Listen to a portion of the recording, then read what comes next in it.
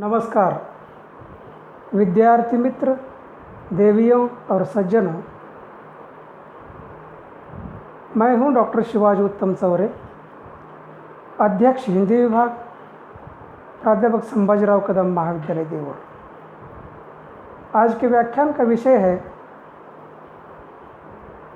एक महत्वपूर्ण कविता सत्ता, जिसके कवि है उदय प्रकाश। समकालीन कविता के चर्चित कवि उदय प्रकाश है। समकालीन वेदना और अनुभूति दोनों इनके काव्य में पाई जाती है। सत्ता यह उदय प्रकाश की बहुचर्चित कविता है। यह कविता राजनीतिक परिप्रेक्ष्य में लिखी गई है।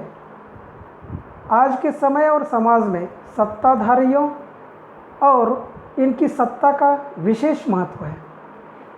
सत्ता एवं सत्ताधारी चाहे कितने भी धूर्त, मूर्ख, पाखंडी, देशद्रोही, अत्याचारी क्यों न हो, पर उनके खिलाफ बोलने का अधिकार सामान्य जनता को नहीं है। साधारण जनता में से कोई व्यक्ति अगर ऐसा करता है तो उसे पागल, अपराधी तथा देशद्रोही तक साबित किया जाता है। भारत स्वतंत्र तो है, पर यहाँ अभिव्यक्ति का स्वातंत्र्य नहीं है। यदि सत्ता के खिलाफ कोई अभिव्यक्ति भी करता है तो उसे आजीवन कारावास में डाला जाएगा। सत्ता के आगे सामान्य आदमी बौना बन गया है और इसी बौनेपन के कारण अब वह कुछ बोल नहीं सकता। सत्ता के आगे बोलना अपने आप को अपराधी साबित करना है। समकालीन हिंदी कविता पर आलोचकों ने कतिपय आक्षेप उठाए हैं। इन आक्षेपों से एक है संवेदन शून्यता। कुछ आलोचकों ने इस समग्र कविता को अनुभव रहित माना है। उदय प्रकाश की कविता इन दोनों आक्षेपों से मुक्त है। इनकी कविता में संवेदना के कई आयाम एक साथ खुलते हैं। यह कविता अनुभव एवं अनुभूति का सागर है। वे अपने नेताओं की झूठी खुशामद नहीं करते, अपितु सत्य का उद्घाटन करते हैं। वे जनवादी विश्वदृष्टि रखने वाले और सामान्य कवि हैं। इनकी कविता में जीवन के ठोस अनुभव सहजता के साथ उभरते हैं। उनकी कविताएं दृष्टि संपन्न कवि की हैं और वर्ग समाज के निष्करण यथार्थ में एक काव्यात्मक हस्तक्षेप की भूमिका पर खरे उतरते हैं। कविता की कुछ पंक्तियां इस प्रकार है। जो बोलेगा सच अफवाहों से घेर दिया जाएगा।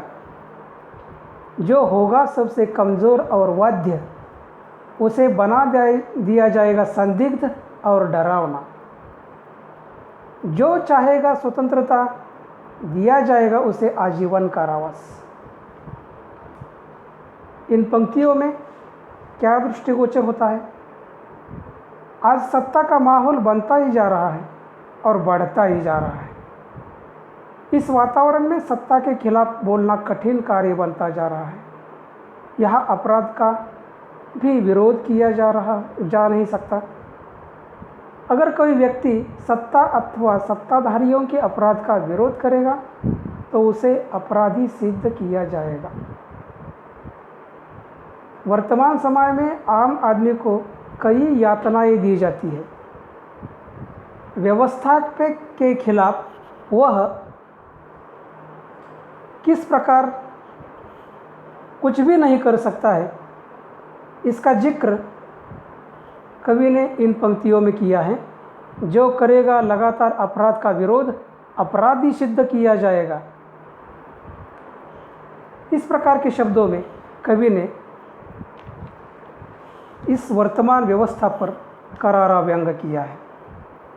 यहाँ सत्य बोलने का अधिकार नहीं है। अगर कोई व्यक्ति यह साहस करता भी है तो उसे सबसे अधिक कमज़ोर और वध्य बना दिया जाता है। उसे आजीवन कारावास दिया जाता है। गरीब आदमी को सत्ता के विरोध में विद्रोह करने की कोई गुंजाइश नहीं है।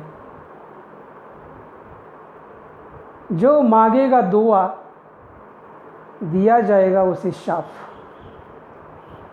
अगली पंक्तियों में उन्होंने लिखा है, वर्तमान समय की व्यवस्था अर्थात सत्ता की ताकत का अवलोकन करने से ज्ञात होता है कि सामान्य आदमी को इसमें कोई स्थान ही नहीं है। जो मांगेगा दुआ दिया जाएगा उसे शाप। सबसे मीठे शब्दों को मिलेगी सबसे असभ्य गालियाँ भी दी जा रही है। तो उदय प्रकाश ने इन सभी चीज़ों को उद्घाटित किया है अपनी सत्ता इस कविता के माध्यम से। कवि का मानना है कि फिर भी सामान्य आदमी को आंदोलन करना ही है,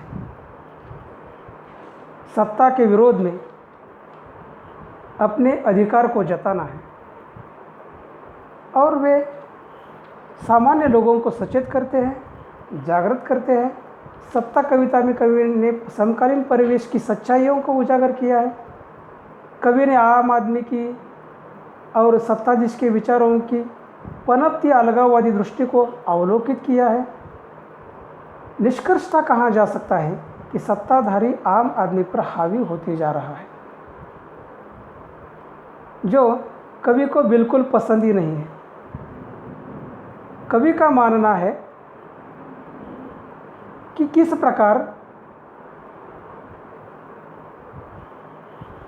प्रकार वह इन चीज़ों से निपटा जा सकता है। सत्ताधारियों की अपराधी वृत्ति, गलत नीतियाँ एवं सामाजिक विसंगतियों का विरोध यहाँ का आम आदमी नहीं कर सकता। अगर कोई ऐसा करता है तो उसे अफवाहों से घेरा जाता है, उस पर कई आरोप होते हैं, आक्षेप लगाए जाते हैं, इसे कमज़ोर और वाध्य बनाया जाता है। कविता में विशेष रूप से सत्ता का विरोध करने वाले लोगों पर कवि ने अपने विचार व्यक्त किए हैं कि विरोध करने वाले लोगों का अंजाम क्या होता है। उसका सही उत्तर सत्ता केंद्रित व्यवस्था की पोल खोलकर कवि ने दिया है कि किस प्रकार सत्ताधारी लोग सामान्य लोगों को चूसते हैं, उनका दमन करते हैं। सत्ता कविता का विवेचन विश्लेषण के रूप में इतना विवेचन काफ़ी है। धन्यवाद।